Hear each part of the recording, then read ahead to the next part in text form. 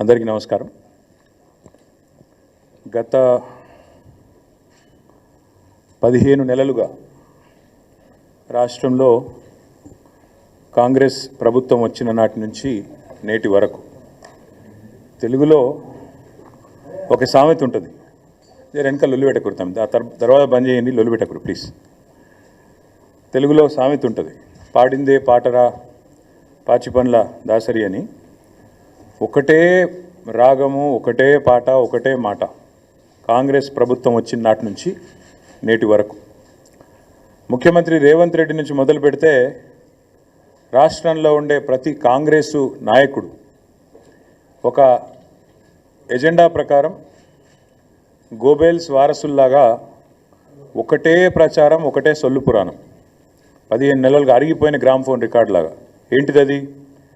ఒక ఆయన దివాలా తీసిన తెలంగాణ అంటాడు, ఇంకో ఆయన నాశనం అయిపోయిన తెలంగాణ అంటాడు. ఇక ముఖ్యమంత్రి అయితే ఇంతకంటే దివాలా కోరు ముఖ్యమంత్రి బహుశా భారతదేశంలో ఎవరు ఉండరు. నా రాష్ట్రం అనారోగ్యం పాలైపోయింది, నా రాష్ట్రానికి క్యాన్సర్ వచ్చింది, ఒక క్యాన్సర్ రోగిలా ఉన్నది అని దివాలా కోరు మాటలు మాట్లాడిన భావదారిద్రపు ముఖ్యమంత్రి బహుశా భారతదేశ చరిత్రలో ఎవరు లేరు, రేవంత్ రెడ్డి గారు తప్ప. కానీ ఇవాళ అదే రేవంత్ రెడ్డి గారి మూతి మీద తన్నినట్టు, అదే రేవంత్ రెడ్డి గారి చెంప చెల్లుమనేటట్టు, అదే రేవంత్ రెడ్డి సొల్లు పురాణం అంతా తప్పు అంటూ ఆయన సొంత క్యాబినెట్లోని సహచరుడు, ఈ రాష్ట్ర ఉప ముఖ్యమంత్రి బట్టి విక్రమార్క గారు, రాష్ట్ర ఆర్థిక శాఖ మంత్రి గారు ఫిబ్రవరి 17 నాడు ఒక సమగ్ర సవివరమైన నివేదికను వారు విడుదల చేసినారు. ఇది మా కవిత్వం కాదు, బీఆర్ఎస్ పార్టీ యొక్క సొంత నివేదిక కాదు, రాష్ట్ర ప్రభుత్వం సాధికారంగా విడుదల చేసిన నివేదిక. Telangana state statistical abstract atlas అని కూడా అంటారు దాన్ని. ఫిబ్రవరి 17 నాడు మరి కేసీఆర్ గారి జన్మదిన కానుక అనుకున్నారేమో కానీ వారు విడుదల చేసి ఇందులో ముఖ్యమంత్రి మూతి మీద తన్నేటట్టు కొన్ని వాస్తవాలు చెప్పినారు. ఇన్ని రోజులు ముఖ్యమంత్రి మాట్లాడిన చిల్లర మాటలు, బజారు భాష, ముఖ్యమంత్రి చెప్పిన పచ్చి అబద్ధాలు, ఇవన్నిటినీ కూడా తిప్పికొడుతూ సమగ్రమైన సవివరమైన నివేదికను విడుదల చేసి వాస్తవాలు అంగీకరించినందుకు నేను ఈ ప్రెస్ మీట్ ద్వారా గౌరవ ఉప ముఖ్యమంత్రి బట్టి విక్రమార్క గారికి ధన్యవాదాలు తెలియజేస్తా ఉన్నాను. ముఖ్యమంత్రి గారు కూడా నిన్న రంకెలు వేసినారు. ఎక్కడ పోతే అక్కడ రంకెలు వేయడం, అచ్చోసిన ఆంబోతులాగా నోరేసుకొని వాగడం ఆయనకు అలవాటు. ఆయన ముఖ్యమంత్రి అయినాక కూడా ఆయన పద్ధతి మారతలేదు. వారికి కూడా నేను విజ్ఞప్తి చేస్తా ఉన్నా ముఖ్యమంత్రి గారికి, దయచేసి మీరు సొల్లు మాట్లాడే ముందు, నోరు తెరిచే ముందు మీ సహచరుడు, మీ మంత్రివర్గ సహచరుడు సెక్రటేరియట్లో ఆయన విడుదల చేసిన ఈ నివేదికను ఒకసారి చదవండి. పోనీ చదివే తీరిక, ఓపిక తమరికి లేకపోతే మీ పక్కన పెట్టుకున్న అడ్వైజర్లు ఉన్నారు కదా, 5గురో 6గురో, వాళ్ళతో చెప్పించుకోండి. కనీసం ఒక రిపోర్ట్ తెప్పించుకొని నేను ఏముందో చదువుకోండి. చదువుకోకుండా వాగితే మీతో పాటు రాష్ట్ర పరువు కూడా గంగలో కలుస్తున్నది. ముఖ్యమంత్రి గారికి నేను ఇంకొక విజ్ఞప్తి కూడా చేస్తూ ఉన్నా. మీరు ఆ మధ్యలో ఒక మాట అన్నారు, లంకె బిందెలు ఉంటాయనుకొని వచ్చినా లంకె బిందెలు లేవని. లంకె బిందెలు ఉన్నాయి, ఎక్కడున్నాయో కూడా అడ్రస్ చెప్తా, రాసుకో, ఒక పెన్ను పేపర్ పట్టుకొని కూర్చో. ఈ స్టాటిస్టికల్ అబ్స్ట్రాక్ట్ అనేది ఏదైతుందో ప్రభుత్వం ఎంత దౌర్భాగ్య ప్రభుత్వం ఇదంటే, ఇది వాస్తవాలు చెప్పింది, వాస్తవాలను బయటపెట్టింది అని మేము చెప్పంగానే వెంటనే మరుక్షణమే దీన్ని తీసేసినారు, తొలగించినారు. ఎక్కడికి వెళ్ళి వెబ్సైట్లోకి వెళ్ళి వెంటనే డిలీట్ చేసినారు. ఎందుకంటే వాస్తవాలు బయటకు వచ్చినాయి, ఎందుకంటే చదవకుండా రిలీజ్ చేసినారు. చేసినాక అరే అందులో మొత్తం కేసీఆర్ను పొగుడుతున్నదా అని ఎవరో చెప్పినట్టున్నారు చదివిన వాళ్ళు, చెప్పగానే వెంటనే డిలీట్ చేసినారు. అందుకే నేను మా మీడియా మిత్రులను కూడా అడుగుతా ఉన్నా, నేను ఈ రిపోర్ట్ నివేదిక మీ అందరికీ ఇస్తాను, మా సోషల్ మీడియాలో నేను కూడా పెడతాను. ఇది మా నివేదిక కాదు, ప్రభుత్వం. కానీ మేము డౌన్లోడ్ చేసి పెట్టుకున్నాం, ఎందుకన్నా మంచిది, దౌర్భాగ్యులు తీసేస్తారని తెలుసు కాబట్టి పెట్టుకున్నాము, మీకు అందజేస్తాను. ఇందులో ఏముందో చెప్పే ప్రయత్నం నేను మీకు చేస్తాను. ఇందులో ఎంత స్పష్టంగా చెప్పినారంటే, ఇన్ని రోజులు కాంగ్రెస్ చేసిన ప్రచారం చిల్లర ప్రచారం, రాజకీయాల్లో లాభం కోసం చేసిన ప్రచారం అబద్ధం, పచ్చి అసత్యం అనే మాట ఇదే నివేదిక ధృవీకరించింది. ఈ నివేదికలో స్పష్టంగా చెప్పారు, రాష్ట్ర తలసరి ఆదాయం 2014లో 10వ స్థానంలో ఉంది భారతదేశంలో మన రాష్ట్రం. రాష్ట్రం ఏర్పడ్డ నాడు, తెలంగాణను మాకు కాంగ్రెస్ అప్పచెప్పిన నాడు, ఆనాడు 10వ స్థానంలో తలసరి ఆదాయంలో ఉన్న మన తెలంగాణ ఈ నివేదిక ప్రకారం ఇవాళ నంబర్ 1 స్థానంలో ఉంది. మేము ఇచ్చిపోయినాడు 2022-23లో వీళ్ళకి అప్పజెప్పిపోయినాడు. నంబర్ 1 స్థానంలో ఉంది అని చెప్పి ఇదే నివేదిక చాలా స్పష్టంగా కుండబద్దలు కొట్టింది. నంబర్ 1. నంబర్ 2, ఇదే నివేదికలో ఇంకో మాట ఏం చెప్పారంటే, ఆనాడు 2014-15లో దేశ సగటు 86,000 ఉంటే తలసరి ఆదాయం, ఆనాడు మాకు అప్పచెప్పినాడు కాంగ్రెసు మన తలసరి ఆదాయం 1,24,000. కానీ ఈరోజు ఎంత పెరిగింది అనడానికి కూడా ఇదిగో ఇక్కడ ఇదే నివేదికలో కుండబద్దలు కొట్టారు. భారతదేశం మొత్తం సగటు తీసుకుంటే 84,000 నుంచి 1,84,000 86,000 నుంచి 1,84,000 పెరిగితే మనది దాదాపు 2 రెట్లు, భారతదేశ సగటుతో పోలిస్తే 2 రెట్లు 3,56,000 ఉంది అని చెప్పి ఈ నివేదిక కుండబద్దలు కొట్టింది.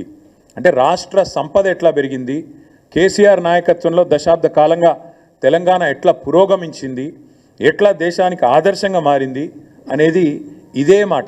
తెలంగాణ దివాలా తీసింది అని దివాలా కోరు మాటలు మాట్లాడిన సన్నాసుల నోర్లు మూపించే విధంగా ఈ నివేదిక వాస్తవాలను బయటపెట్టింది. ఇది మరొకటి, ఇదే తెలంగాణ స్టాటిస్టికల్ అబ్స్ట్రాక్ట్లో చాలా స్పష్టంగా రాష్ట్ర సంపద ఎట్లా పెరిగింది చెబుతూ తలసరి ఆదాయం మాత్రమే కాదు, జీడిపిలో భారతదేశానికి కాంట్రిబ్యూటర్గా, అంటే దేశాన్ని సాదుతున్న రాష్ట్రాల్లో, దేశానికి బువ్వబెడుతున్న రాష్ట్రాల్లో తెలంగాణ ఎట్లా ఒక పురోగమనశీల రాష్ట్రంగా, ప్రగతిశీల రాష్ట్రంగా, ఒక మంచిగా దేశాన్ని ముందుకు నడుపుతూ మంచి ఆలోచనలతో కులం మతం పేరుతో పిచ్చి పంచాయతీలు పెట్టుకోకుండా అందరికీ మేలు చేస్తూ ఎట్లా సంపద సృష్టించింది కూడా ఇదే నివేదిక ఆవిష్కరించింది. 2013-14లో ఆనాడు భారతదేశంలో 4% జీడిపికి తెలంగాణ నుంచి దోహదపడుతుంటే ఇక్కడి రాష్ట్ర ఆర్థిక వ్యవస్థ కేసీఆర్ గారు పదవి విరమణ చేసే నాటికి అది పెరిగి 5.1% అయ్యింది అనే మాట కూడా ఇదే నివేదిక స్పష్టంగా చెప్పింది. అంటే జీడిపిలో భారతదేశంలో మొత్తం 100% ఉంటుంది, జీడిపి అంటే 100, ఆ 100లో 5.1% మన తెలంగాణ నుంచి వస్తుంది. కానీ ఇక్కడ ఇంపార్టెంట్ పాయింట్ ఏంటంటే తెలంగాణ జనాభా భారతదేశంలో 2.8, కానీ మనం ఈ దేశానికి అందజేస్తున్నది, జీడిపిలో సంపద సృష్టిస్తున్నది 5.1. అంటే మనకు కేంద్ర ప్రభుత్వం ఇస్తున్న దానికంటే మనం కేంద్రానికి ఇస్తున్నది దాదాపు డబల్ అనే మాట ఈ నివేదిక ద్వారా నేను మీకు గుర్తు చేస్తా ఉన్నా. ఇది ఇంకొక విషయం, ఇది ఆర్బీఐది, ఇది ఆ స్టాటిస్టికల్ అబ్స్ట్రాక్ట్ లేదు, ఇది ఆర్బీఐది. కేసీఆర్ నాయకత్వంలో 10 ఏళ్లలో స్టేట్ ఓన్డ్ ట్యాక్స్ రెవెన్యూస్లో భారతదేశంలోనే 84% సొంత ఆదాయ వనరులతో, కేంద్రం మీద ఆధారపడకుండా, ఇతరుల ముందు చేయి జాపకుండా సొంత ఆదాయ వనరులతో అగ్రభాగాన నంబర్ 1గా నిలబడ్డది తెలంగాణ అని ఆర్బీఐ, ఇది మా కవిత్వం కాదు. 84%, 88%తో అగ్రభాగాన state owned tax revenues SOTR, ఇది నంబర్ 1 అని చెప్పి చెప్తున్నది ఈ నివేదిక. అట్లాగే ఇంకొక మాట కూడా ఈ నివేదిక చూపెడుతున్నది. ఏమంటారు ఇందులో, భారతదేశంలో మన స్థానం ఏంటిది GSDPలో మొత్తం ఓవరాల్ సైజ్ అంటే, ఈ నివేదికలో ఏం చెప్పారంటే, కాంగ్రెస్ వాళ్ళు మాకు అప్పచెప్పిపోయినాడు ఆనాడు ఈ రాష్ట్రం యొక్క GSDP gross state domestic product 5 లక్షల కోట్లు. కానీ ఈరోజు బట్టి విక్రమార్క గారు విడుదల చేసిన ఈ నివేదిక ప్రకారం ఈ రాష్ట్రం యొక్క GSDP 10 ఏళ్లలో కేసీఆర్ గారు 5 లక్షల కోట్ల నుంచి 15 లక్షల కోట్లకు పెంచారు అని ఈ నివేదికనే రేవంత్ రెడ్డి చెంప మీద చెల్లుమని కొడుతూ నివేదిక ఇచ్చింది. ఇది ఇక్కడ చాలా ఇంపార్టెంట్ స్లైడ్ ఇది. ఇలా చూడండి మీరు, మనకంటే పైన ఎవరున్నారంటే మనకంటే చాలా భూభాగంలో జనాభాలో పెద్దదైన మహారాష్ట్ర, తమిళనాడు, ఉత్తరప్రదేశ్, కర్ణాటక, పశ్చిమ బెంగాల్, రాజస్థాన్, ఈ 6 తర్వాత తెలంగాణ. అంటే గుజరాత్ను కూడా తలదన్ని ఇవాళ తెలంగాణ 10 ఏళ్లలో ఎక్కడి నుంచి ఎక్కడికి 5 లక్షల కోట్ల నుంచి 15 లక్షల కోట్లకు GSDP పెరిగింది అని కాంగ్రెస్ ప్రభుత్వం విడుదల చేసిన నివేదిక చెప్పింది అంటే రేవంత్ రెడ్డి గారు సిగ్గు తెచ్చుకోండి అని చెప్తా ఉన్నా. ఇంకా కొంతమంది సన్నాసులు ఎలక్షన్లో లాభం కోసం మాట్లాడినారు. కాళేశ్వరం అంటేనే కమిషన్ల ప్రాజెక్టు అని చిల్లర వాగుడు, చెత్తవాగుడు, బజారు మాటలు చాలా మాట్లాడినారు. వారికి కూడా ఇదే నివేదిక సమాధానం చెప్పింది. 95వ పేజీ, రేవంత్ రెడ్డి గారు 95వ పేజీ చదువుకో. మీ 95వ పేజీలో ఇదే దీనిలో స్టాటిస్టికల్ అబ్స్ట్రాక్ట్లు ఏం చెప్పిండ్రంటే, రాష్ట్రంలో మరి సంపద పెరిగిందంటే ఎట్లా పెరిగిందంటే మీ వాళ్ళే రాసినారు, మీ ప్రభుత్వమే రాసిన ఈ నివేదిక.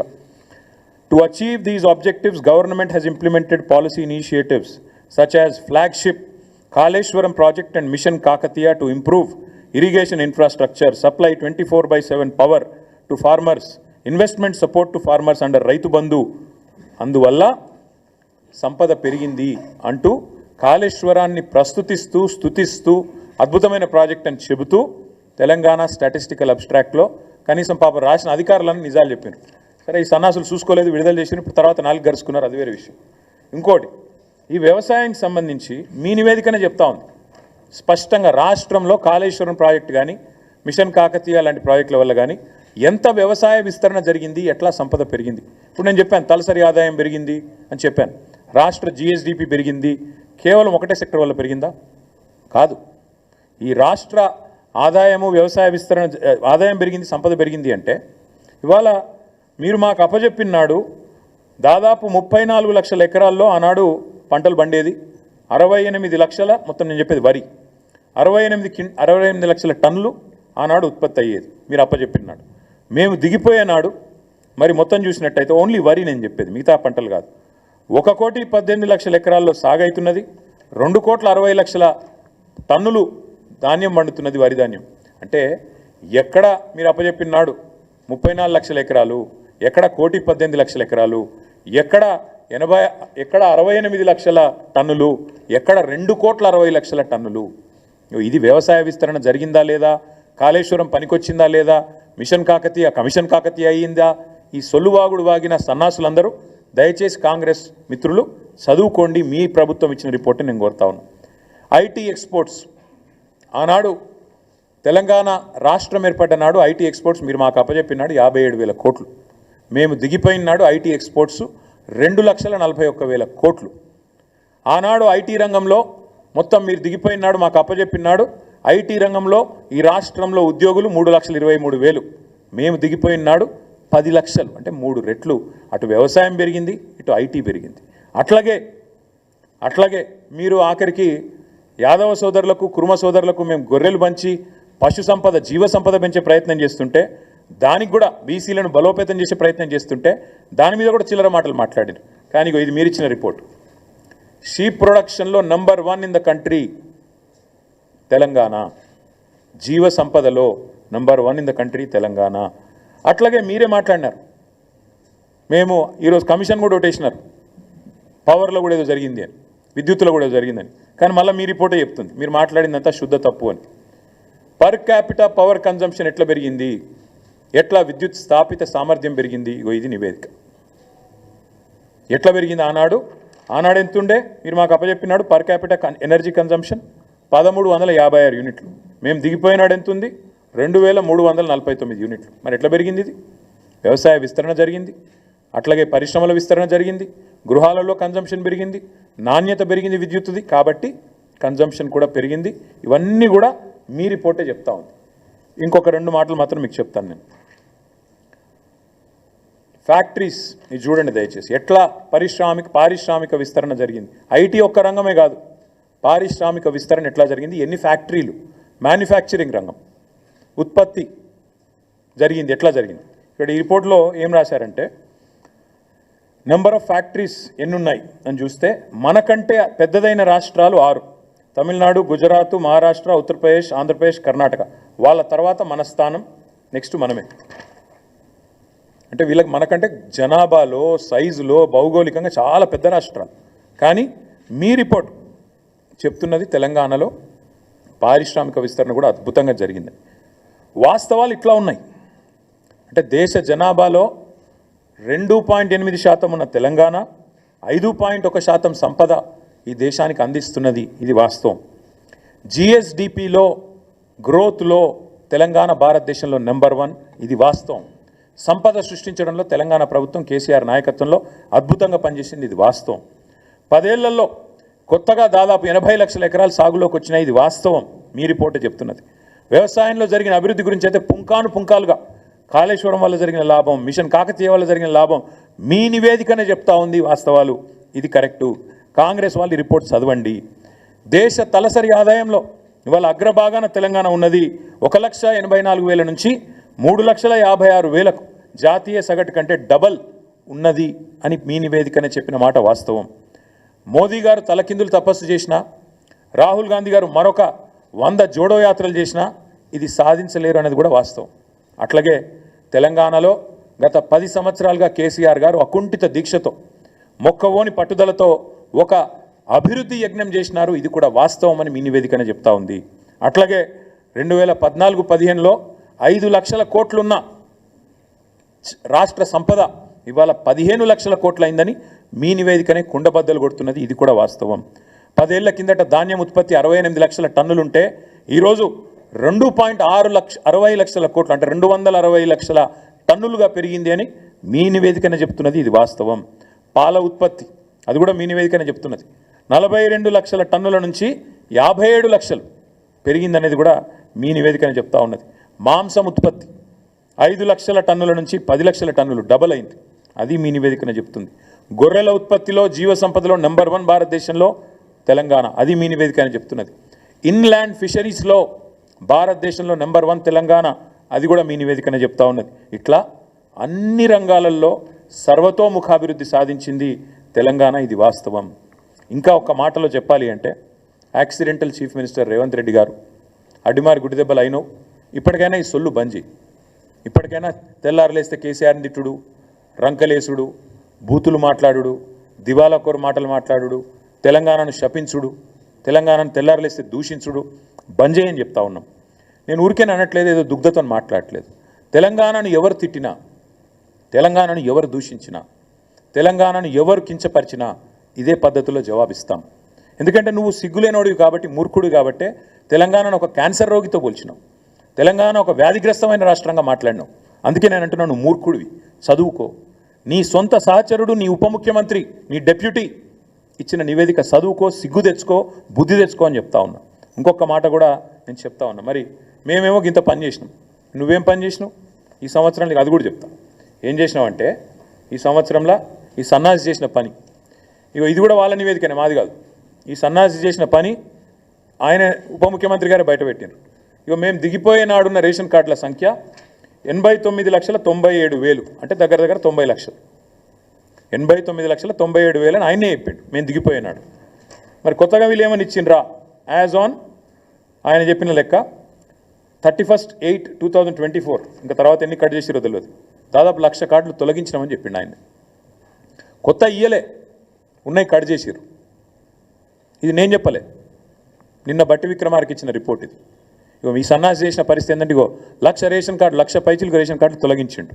ఇంకొక మాట చెప్తున్నా, తొలగించడమే కాదు, ఇవాళ పేపర్లలో వార్తలు ఎంత కిరాతకం అంటే, వీళ్ళు చెప్పే ఎంత దిక్కుమాలిన మాటలు అంటే, ముఖ్యమంత్రి అయినటోడు ఇన్ని పచ్చబద్దాలు చెప్తాడని ప్రపంచంలో ఎవరు అనుకోరు. ఇదే ముఖ్యమంత్రి చెప్పిన అబద్ధాలను కూడా బట్టి విక్రమార్క గారు ఎండగట్టి ఉతికి ఆరేసినారు. ముఖ్యమంత్రి ఎక్కడ పోతే అక్కడ వాగుతున్నాడు. ఏమని? అప్పులకు మిత్తిలకే నెలకు 6,500 కడుతున్నా అని చెప్పిండు. ఇది వాళ్ళ రిపోర్ట్. ఇది కూడా ఆ రిపోర్ట్లకి వెళ్ళే నేను కోట్ చేస్తున్నా. మీకు ఈ కాపీ మొత్తం ఇస్తా. నేను చెప్పింది ఏది తప్పైనా ఏ శిక్షకైనా సిద్ధం. ఇది వాళ్ళ రిపోర్ట్. ఇందులో ఏం రాసిండ్రు?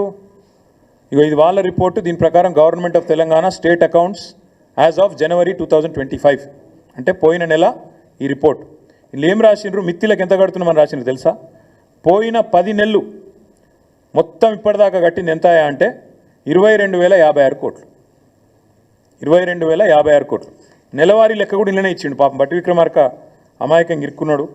ఆయన ఉద్యోగం ఉంటుందో పిక్తుందో కానీ ఇగో నెల నెల కూడా ఇచ్చిండు. నెల నెల మిత్తి ఎంత కట్టినాం ఏం చెప్పిండు ఇలా? పోయిన ఏప్రిల్ 24లో కట్టిన మిత్తి 1,865 కోట్లు, మే నెలలో 3,700 కోట్లు, జూన్లో 5,000 చిల్లర కోట్లు. ఇట్లా ఓవరాల్గా మన్నించాలి, ఏప్రిల్లో 1,865, మేలో 1,864, జూన్లో 2,200, జూలైలో 2,200, ఆగస్టులో 2,304 కోట్లు, సెప్టెంబర్లో 2,689 కోట్లు, అక్టోబర్లో 1,965, నవంబర్లో 1,928, డిసెంబర్లో 2,475, జనవరిలో 2,499, మొత్తం కలిపి 10 నెలలకు గాను కట్టింది పోయిన ఏప్రిల్ నుంచి మొన్న జనవరి దాకా 22,000 కోట్లు. అంటే నెలకు 2,200 కోట్లు. మరి 6,500 కోట్లు అని చెప్పిన బోగస్ ముఖ్యమంత్రి సిగ్గు లేకుండా నెలకు 4,300 కోట్లు అదనంగా కడుతున్నా అంటే ఏడబోతున్నాయి అవన్నీ? టకీమని రైతుల ఖాతాలను పడతలేవు, టకీమని తులం బంగారం అయితే వస్తలేదు. మరి టకీమని రాహుల్ గాంధీ ఖాతాలో పడుతున్నాయో ఢిల్లీలో చూడాలి. గింత అబద్ధాలు, గింత పచ్చి అబద్ధాలు, గింత దిగజారుడు బజారు భాష ముఖ్యమంత్రి మాట్లాడొచ్చా? గిన్ని అబద్ధాలు చెప్పొచ్చా?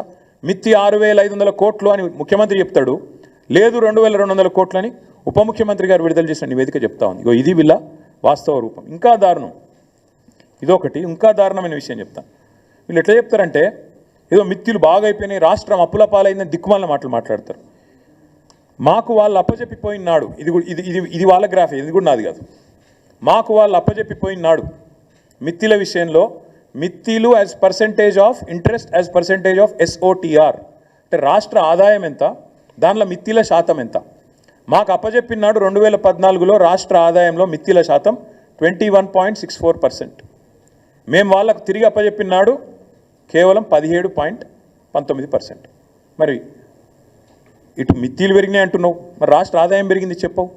ఆ రోజు మీరు మాకు అప్పచెప్పినాడు మిత్తిలు రాష్ట్ర ఆదాయంలో 21%, 21.64%. మళ్ళీ మేము మీకు తిరిగి అప్పచెప్పినాడు 17.19%. ఇది చెప్పవెందుకు? ఈ గణాంకాలు చెప్తే కదా, నువ్వు చెప్పపోయినా నిజాలు. అంటే రాష్ట్రాన్ని అద్భుతంగా మీకు అప్పచెప్పినాం, మరి మీరేం చేస్తున్నారు? కేసీఆర్ చెప్పింది నిజం చేస్తున్నారు. ఢిల్లీ పార్టీలకు తెలంగాణను పరిపాలించుడు చేత కాదు అని తేలిపోయింది. కాబట్టే ఇగో ఇది పేపర్లో వార్త ఈరోజు. ఇది ఈరోజు వార్త, ఈరోజు పేపర్లో వచ్చిన వార్త ఇది. రాష్ట్ర ఆర్థిక పరిస్థితి గరిష్టానికి, ఆర్థిక లోటు గరిష్టానికి వీకింది, సన్నాసులకు పరిపాలన చేత అయితే లేదు. మేము చేసింది ఏందో ఇప్పుడు నీ ప్రభుత్వమే చెప్పింది, నేను చెప్పలేదు, నా కవిత్వం కాదు. ఈరోజు ఈ దివాలా కోరు కాంగ్రెస్ నమ్మిన పాపానికి వీళ్ళ అసమర్థ పాలనలో తెలంగాణ చేతికి చిప్పొచ్చే పరిస్థితి ఉన్నది. ఎందుకు అంటే జనవరి నెలాఖరు వరకు, అంటే మొన్న పోయిన నెలాఖరు వరకు రెవెన్యూ ఆదాయం వీళ్ళు 1,23,000 కోట్లు ఆదాయం ఆర్జించినారు. కానీ ఖర్చు పెట్టింది లక్ష కాదు, 1,23,815 కోట్లు వీళ్ళు సంపాదించినారు. ఖర్చు చేసింది మాత్రం 1,49,866 కోట్లు. అంటే రాబడి కంటే ఖర్చు 26,000 కోట్లు ఎక్కువ. ఏడబోతున్నాయి ఈ పైసలన్నీ? కొత్త స్కీమ్ చాలు చేయలే, ఒక్క మనిషికి కొత్త రూపాయి ఇయ్యలేను. మహిళలకు 2,500 అన్నావు, 2 రూపాయలు ఇయ్యలే. తులం బంగారం అన్నావు, మన్ను కూడా లేదు. రైతు బంధు ఇయ్యవు, రైతు రుణమాఫీ చెయ్యవు, స్కూటీలు అంటావు ఇయ్యవు, ముసలోళ్ళకు పెన్షన్లు 4,000 చేస్తానో ఇయ్యవు. మరి ఎందుకు ఖర్చు పెరిగింది? ఎందుకు నువ్వు రాబడి కంటే ఖర్చు పెంచినావు చెప్పగలుగుతావా? అసలు ఎందుకు అప్పు చేస్తున్నావు? ఇవాళ మీకు మిగులు బడ్జెట్తో రాష్ట్రాన్ని అప్పచెప్తే నువ్వేం చేస్తున్నావు? ఒక సంవత్సరంలో 1,41,000 కోట్లు అప్పు చేసినావు నువ్వు. ఈ నీ రేవంత్ రెడ్డి చేతగాంతనం, కాంగ్రెస్ పార్టీ అసమర్థత ఇవాళ రాష్ట్రానికి ఆశనిపాతంలాగా పరిణమించింది. ఎందుకంటున్నా ఈ మాట? నీ తుగ్లక్ నిర్ణయాలు, హైడ్రా పేరిట మొత్తం రియల్ ఎస్టేట్ రంగాన్ని దెబ్బకొట్టినావు, నాశనం చేసి కుప్పగూల్చే పరిస్థితి తెచ్చినావు. నీ దిక్కుమాలిన విధానాల వల్ల ఇవాళ స్టాంప్స్ రిజిస్ట్రేషన్ మరి 18,000 కోట్లు అంచనా వేస్తే ఇప్పటిదాకా వచ్చింది కేవలం 5,821 కోట్లు రిజిస్ట్రేషన్లు తగ్గినాయి. ఇది వాస్తవం. నువ్వు ఒప్పుకున్నా ఒప్పుకోకపోయినా నీ ఆదాయం పెరుగుతుండొచ్చు, నీ ఆస్తులు పెరుగుతుండొచ్చు, కానీ రియల్ ఎస్టేట్ రంగానికి నువ్వు పొడిచిన వెన్నుపోటు వల్ల, నీ దిక్కుమాలిన హైడ్రా వల్ల ఇవాళ రియల్ ఎస్టేట్ వాళ్ళు కూడా ఆత్మహత్యలు చేసుకునే పరిస్థితి వచ్చింది. వేణుగోపాల్ రెడ్డి అని మొన్న తమ్ముడు ఆత్మహత్య చేసుకున్నాడు. నీకు రాజకీయపరమైన కక్షల సెటిల్మెంట్ తెలుసు తప్ప రాష్ట్రాన్ని ఎట్లా ఆర్థికంగా బాగు చేయాలన్న సోయి నీకు లేదు. అందుకే కేసీఆర్ ఆనవాళ్ళను చెరిపేసే కుట్రలో వ్యవసాయాన్ని సాగు దెబ్బకొట్టినావు. మేడిగడ్డ రిపేర్ చేయకుండా 15 నెలలు ఎండబెట్టడం వల్ల వాళ్ళు ఏం జరుగుతున్నది? భూగర్భ జలాలు అడుగంటిపోయి వ్యవసాయం సంక్షోభంలో పడి చివరి మల్లకు కాళేశ్వరం నీళ్లు చివరి మల్ల ఎక్కడైతే ఉత్తమ్ కుమార్ రెడ్డి నియోజకవర్గంలో అందుతాయో అక్కడ మొత్తం ఎండిపోయే పరిస్థితి ఉన్నది. ఈరోజు కోదాడలో, హుజూర్ నగర్లో, సూర్యాపేటలో, తుంగతుర్తిలో పంటలు ఎండిపోయే పరిస్థితి. ఇవాళ మీరు కాళేశ్వరం ఎండబెట్టడం వల్ల, కేసీఆర్ మీద కోపంతో మేడిగడ్డ రిపేర్ చేయకపోవడం వల్ల అదొక వైపు. అట్లాగే మేము 10 ఏళ్ళు పకడ్బందీ ప్రణాళికతో అవినీతి లేకుండా రాష్ట్ర ఖజానాను ప్రతి ఏటా సంపదను పెంచుతూ, మధ్యలో కరోనా వచ్చినా, డిమానిటైజేషన్ వచ్చినా, కేంద్రం అసలు సహకరించకపోయినా మేము సంపద సృష్టించినాం, రాష్ట్రానికి తలసరి ఆదాయం పెంచినాం. నువ్వేం చేసినావు? ఈ ఒకటే సంవత్సరంలో సావు దెబ్బ కొట్టి అన్ని రంగాలను కూడా నీ చేతగాంతనంతో ధ్వంసం చేసినావు. మీరేం ఎస్టిమేట్ చేసినారు? 1,65,000 కోట్ల ఆదాయం వస్తుందని మీరు అంచనా వేసినారు. కానీ ఇప్పటికి వచ్చింది ఎంత? 1.12 lakhs, అంటే కేవలం 68% వచ్చింది. మిగతాది రాలే. మిగతాది ఎంత వస్తుందో రేపు బడ్జెట్లో చెప్తావు. నేను ఎందుకు చెప్తా ఉన్నా ఈ మాట అంటే, ఇవాళ ఇది రాష్ట్రానికి ఇవాళ పేపర్లో ఆర్థిక లోటు గరిష్టానికి అని రాసింది. రాష్ట్రానికి ఆర్థిక లోటు రాలే, ఇది రేవంత్ వల్ల వచ్చిన తలపోటు. రాష్ట్రానికి ఉత్తగానే రాలే ఆర్థిక లోటు. రేవంత్ రెడ్డి వల్ల, చేతగాని అసమర్థ ప్రభుత్వం వల్ల, వీళ్ళ అవినీతి విధానాల వల్ల, బావమరుదులకు అమృత్ పంచడం, అమృత్ స్కామ్ చేసి బావమరిదికి అప్పచెప్పడం, ఆర్ఆర్ ట్యాక్స్ పేరు మీద రియల్ ఎస్టేట్ నడ్డి విరవడం, ఒక్కొక్క స్క్వేర్ ఫీట్కి 150 రూపాయలు వసూలు చేస్తుండ్రు ఇవాళ బిల్డింగ్ పర్మిషన్. ఇట్లాంటి దిక్కుమాలిన విధానాల వల్ల, అప్పులు చేయడం వల్ల, కొత్తగా సంపద సృష్టించే తెలివి లేకపోవడం వల్ల ఇవాళ తెలంగాణ దివాలా తీసిన రాష్ట్రం కాదు, ఒక దివ్యమైన రాష్ట్రాన్ని దివాలా తీసేటట్టు చేస్తున్నది కాంగ్రెస్ ప్రభుత్వం, కాంగ్రెస్ వ్యవసాయ విధానం. నిన్న కోదండరెడ్డి గారు మాట్లాడతారు, మేడిగడ్డ రిపేర్ చేయరు, కాళేశ్వరం బాగా చేసే ఆలోచన లేదు, రైతులకు నీళ్ళు ఇచ్చే తెలివి లేదు, కానీ బోర్లు వేసుకొని నష్టపోవద్దు, అనవసరంగా పంటలు వేసుకోవద్దు. ఇక మరి సపరేట్ క్రాప్ హాలిడే ప్రకటించమని చెప్పండి, మాకు రైతు బంధు ఇచ్చే ఉద్దేశం లేదు, క్రాప్ హాలిడే ప్రకటించుకోండి అని చెప్పండి. ఇంత సిగ్గుమాలిన దిక్కుమాలిన ప్రభుత్వం ఆఖరికి ఎట్లా ఉందంటే, ఇక నెక్స్ట్ కర్ణాటకలో వాళ్ళ మంత్రి ఒక ఆయన అన్నాడు మొన్న, ఏమైందా గ్యారంటీలు మరి మహిళలకు పైసలు ఇచ్చిన మొదలుపెట్టిన ఏమైందంటే ఆయన అన్న మాటకి ఇది, గ్యారంటీలు ఏమన్నా జీతమా, మేము మీకు ఇచ్చుడే ఎక్కువ బిచ్చం అన్నట్టు. మళ్ళీ వీళ్ళు కూడా తొందరగా ఈ డైలాగులు వస్తాయి ఇళ్ళ నోట్లకి వెళ్ళి కూడా. ఒక ఫ్రీ బస్సు తప్ప ఇప్పటిదాకా చేసింది ఏమైనా ఉందా ఈ రాష్ట్రంలో? అందుకే నేను అంటా ఉన్నా, రేవంత్ రెడ్డి రంకెలేసుడు, చర్చకురా, ఇదిరా అదిరా ఇవి కాదు, దమ్ముంటే చేతనైతే అసెంబ్లీలో పెట్టు చర్చ, రాష్ట్రం మొత్తం చూస్తుంది, పెట్టు 2 రోజులు పెట్టు, మైక్ కట్ కాకుండా చూడు. దమ్ముంటే నీకు స్పీకర్ను నువ్వు డిక్టేట్ చేసి, స్పీకర్కు కనుసైగల ద్వారా శాసించి ప్రతిపక్షం గొంతులు నొక్కుడు కాదు. దమ్ముంటే 38 మంది సభ్యులు మేమున్నాం, దమ్ముంటే మా సంఖ్యకు సరిపడే విధంగా మాకు టైమింగ్, అక్కడ అసెంబ్లీలో 4 కోట్ల ప్రజల ముందు నీ బట్టలు ఇప్పుతాం, అక్కడనో ఇక్కడనో చర్చ కాదు, బహిరంగంగా అసెంబ్లీ సమావేశాల్లోనే నీ బట్టలు ఇప్పుతాం. ఇది మా సవాల్ నీకు. ఇప్పుడు నేను చెప్పిన ఏది తప్పు అని చెప్పినా నేను ఏ శిక్ష కంటే ఆ శిక్షకు సిద్ధం. ఎందుకంటే మీ ఆర్థిక మంత్రి గారు చెప్తా ఉన్నారు వాస్తవాలు. ఇప్పటికైనా రేవంత్ రెడ్డి గారు బుద్ధి తెచ్చుకొని, సిగ్గు తెచ్చుకొని ఇకనైనా పద్ధతిగా మాట్లాడాలి, రాష్ట్రాన్ని దూషించవద్దని కోరుతూ మళ్ళొక్కసారి మీ అందరికీ కూడా ధన్యవాదాలు.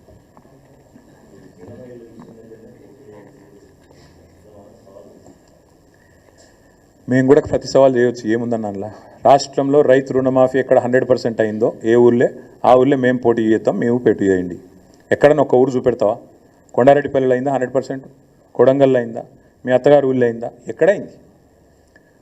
నేను కూడా అనొచ్చు, రైతు బంధు మొత్తం పడితే ఆడ పోటీ చేద్దాం అనొచ్చు, తులం బంగారం ఇస్తే పోటీ చేయ అనొచ్చు, నెలకు 2500 ఇచ్చిన మహిళలను ఓటు అడుగు అని నేను కూడా అనొచ్చు, నెలకు 4000 ఇచ్చిన ముసలోళ్ళే మాత్రమే ఓటు అడగాలి, 2000 ఉన్న వాళ్ళంతా మాకేయాలని నేను కూడా అనొచ్చు.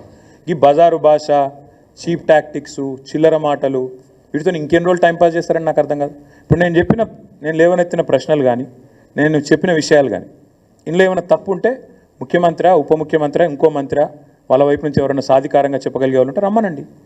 ఇంకోటి అసెంబ్లీలో చర్చ పెట్టండి, 2 రోజులు పెట్టండి. ఇంతకంటే ఇంపార్టెంట్ ఏముంది? బడ్జెట్ సమావేశాలు ఉన్నాయి ముంగట, మైక్ ఇవ్వండి. మైక్ ఇవ్వకుండా గొంతు నొక్కుడు, ఇష్టం వచ్చినట్టు ఒర్రుడు, ఇది కాదు కదా పాయింట్. మేము చాలా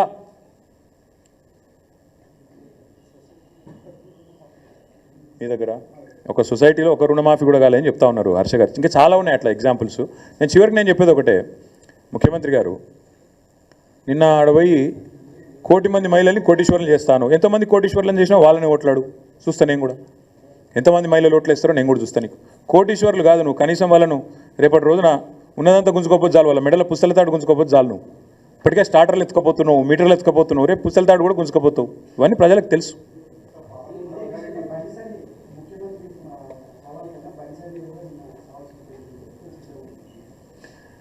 బండి సంజయ్ ముందు ఒకటి చెప్పాలి, అసలు మీరు రేవంత్ రెడ్డిని ఎందుకు కాపాడుతున్నారు? మీరు ఎందుకు రేవంత్ రెడ్డి రక్షణ కవచంలాగా నిలబడుతున్నారు? అందరు ఇప్పటికే మార్కెట్లో అనుకుంటుంది అంటే ఆర్ఎస్ బ్రదర్స్ అనుకుంటారు. నేను సూటిగా అడుగుతున్నా బండి సంజయ్ని, బీజేపీని, మీ ప్రధానమంత్రి హైదరాబాద్కి వస్తాడు, ఆర్ఆర్ ట్యాక్స్ వసూలు చేస్తుండ్రు అంటాడు, చర్యలు ఉండయి, 150 రూపాయలు పర్ స్క్వేర్ ఫీట్ బిల్డర్ల దగ్గర వసూలు చేస్తుండ్రు. నేను మున్సిపల్ మంత్రిగా పనిచేసిన 10 ఏళ్ళు, మా హయాంలో 0 కరప్షన్, ఇట్లా దిక్కుమాలిన ట్యాక్సులు పెట్టలేము మేము. నువ్వు ఇప్పుడు 150 రూపాయలు పర్ స్క్వేర్ ఫుట్ మంచిగా నిలబెట్టి వసూలు చేస్తున్నావు, ఇది వాస్తవం. చేతనైతే బండి సంజయ్ని, బీజేపీని చర్య తీసుకోమనండి. నేను ఢిల్లీ పోయినా, ముఖ్యమంత్రి గారు అన్ని నిబంధనలు తుంగలో దొక్కి మీ అమృత్ పథకాన్ని వాళ్ళ బావమరిదికి అప్పచెప్పిండు సృజన్ రెడ్డికి అని చెప్పిన, ఇప్పటివరకు చర్య లేదు, కనీసం విచారణకు ఆదేశించలేదు. పొంగులేటి శ్రీనివాసరెడ్డి ఇంటి మీద ఈడీ రైడ్ అవుతుంది, అది బ్రహ్మరహస్యం, ఎవరికి తెలియదు, ఈడీ చెప్పది, పొంగులేటి చెప్పడు. అసలు first of all BJP Revanth Reddy ప్రభుత్వాన్ని ఎందుకు కాపాడుతుందండి? ఇంత అవినీతి జరుగుతుంటే అమృత్లో, ఆర్ఆర్ ట్యాక్స్ రూపంలో, ఈడీ రేట్లలో మొత్తం కోట్ల రూపాయలు దొరికినా ఎందుకు బయట పెడతలేరు? ఎందుకు రేవంత్ రెడ్డిని కాపాడుతున్నారు? మీకేంది మొహమాటం? మీకున్న ఆబ్లిగేషన్ ఏంది? రేవంత్ రెడ్డి గారు ఏమైనా లోపాయికారు ఒప్పందం ఉందా? ఏమైనా అండర్స్టాండింగ్ ఉందా? చేరుతా అన్నాడా మీ పార్టీలో? ఏంటి చెప్పండి. అసలు ఆ మాటలు మాట్లాడకుండా ఏదో సొల్లు మాటలు తెల్లారలేస్తే ఆయన ఈయన తిట్టినట్టు, ఈయన ఆయన తిట్టినట్టు, రాహుల్ గాంధీ కులము, మోడీ కులము, ఇవి కాదు కదా ప్రజలకు కడుపు నింపేది. మేము అడుగుతున్నాం సూటిగా, నువ్వు చెప్పు, రేవంత్ రెడ్డిని ఆర్ఆర్ ట్యాక్స్ విషయంలో ఎందుకు ఉపేక్షిస్తుంది బీజేపీ?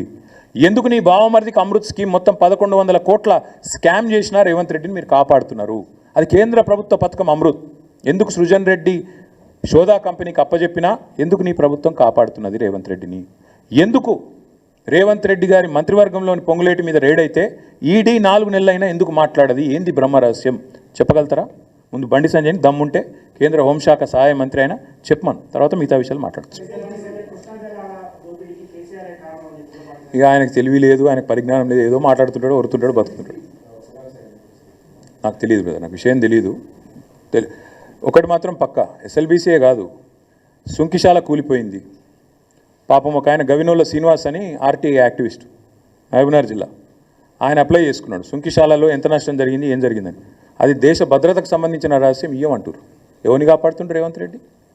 ఎవరినైతే గతంలో ఇష్టం వచ్చిన బూతులు తిట్టిండో, ఆంధ్ర కాంట్రాక్టర్లని, ఈస్ట్ ఇండియా కంపెనీ అని, వాళ్ళని కాపాడుతున్నావా? ఏంది దేశ భద్రత? సుంకిశాలలో రిటైనింగ్ వాళ్ళు కూలిపోతే దేశ భద్రత అదేమన్నా? సుంకిశాల పాకిస్తాన్ బార్డర్లు ఉందా? కూలిపోతే దాంతో ఏమో దేశ భద్రతకు ముప్పు వచ్చేందుకు ఎవరిని కాపాడుతున్నావు? సుంకిశాల గురించి ముందు చెప్పు. మళ్ళీ అదే సంస్థకి ఇన్ని కాంట్రాక్ట్లు ఇస్తున్నావు, ఎందుకు ఇస్తున్నావు? ఎవరి కోసం ఇస్తున్నావు? ఎవరి మెహర్బానీ కోసం? చెప్పాలా రేవంత్ రెడ్డి సమాధానాలని? ఎస్ఎల్బీసీ సంగతి నాకు తెలియదు, తెలుసుకొని చెప్పు. స్పష్టంగా చెప్పాం కదా బ్రదర్, మన హరీష్ రావు గారు డీటెయిల్డ్గా చెప్పారు, నిన్న శ్రీనివాస్ గౌడ్ గారు, నిరంజన్ రెడ్డి గారు, జగదీష్ రెడ్డి గారు వివరంగా చెప్పారు. దున్నపోతు మీద వాన పడ్డట్టు వాళ్ళు ఇప్పటివరకు స్పందించట్లేదు, ఏదో ఉత్తరం రాసి చేతులు దులుపుకుందామని చూస్తున్నారు. నీళ్లు పోతుంటే కిందికి తీసుకొని పోతుంటే నిరాటంకంగా, గతంలో కాంగ్రెసే దోపిడీకి తెరదీసింది, పోతిరెడ్డిపాడు పొక్క పెట్టింది కాంగ్రెసే, దాన్ని నిరసిస్తూ రాజీనామా చేసింది టీఆర్ఎస్. హారతులు పట్టిన వాళ్ళు ఇవాళ కొంతమంది బీజేపీలో ఉన్నారు, కొంతమంది కాంగ్రెస్లో ఉన్నారు. నష్టం చేసింది ఖచ్చితంగా కాంగ్రెస్, ఆనాడైనా ఈనాడైనా బాధ్యత ఖచ్చితంగా కాంగ్రెస్దే. ముఖ్యమంత్రికి మోడీని అడిగే దమ్ము లేదు, ఎందుకంటే మోడీని గట్టిగా తిడితే లోపల వాడిస్తాడు, పదవి పోతుంది, ఆయన భయం ఆయనకున్నది. మేము స్పష్టంగా ఉన్నాం, కేఆర్ఎంబీని మొత్తం అప్పజెప్తాం కేంద్రానికి అంటే మేము నల్గొండ పోయి బహిరంగ సభ పెట్టి కేసీఆర్ గారు గర్జిస్తే వెంటనే దిగొచ్చి శాసనసభలో తీర్మానం చేసినారు. రేపు మళ్ళీ పట్టుబడతాం శాసనసభలో కూడా. ఖచ్చితంగా కృష్ణా జలాల దోపిడీ విషయంలో ఈ ప్రభుత్వం యొక్క వైఖరిని శాసనసభలో ఎండగడతాం, బయట ఎండగడతాం. కేంద్రము, ఈ ప్రభుత్వం, అటు బీజేపీ ఇటు కాంగ్రెస్ తమ వైఖరి మార్చుకోకపోతే డెఫినెట్గా మా కార్యాచరణ ప్రకటిస్తాం. Thank you.